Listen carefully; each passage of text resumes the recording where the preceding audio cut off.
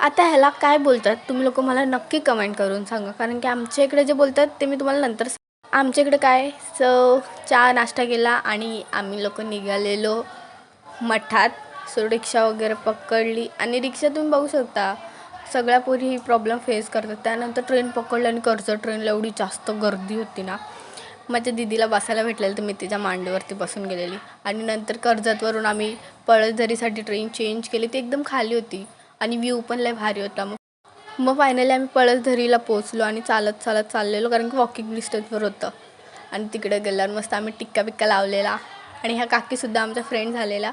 आणि मठ एवढं जास्त सुंदर आहे ना, आणि मठामधला परिसर खरोखर खूप पॉझिटिव्ह वाईब आहे तिकडे. तुम्ही लोक नक्की व्हिजिट करा आणि जाल तर खूप छान वाटेल. आणि इथे आपले स्वामी 22 दिवस येऊन राहिलेले आहेत.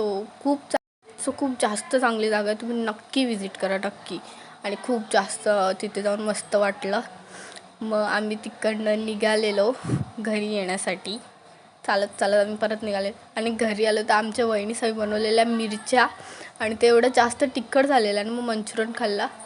आणि इकडे कोथिंबीर वडा आलू वडी वगैरे फंक्शन होतं म्हणून बनवायला घेतलेला.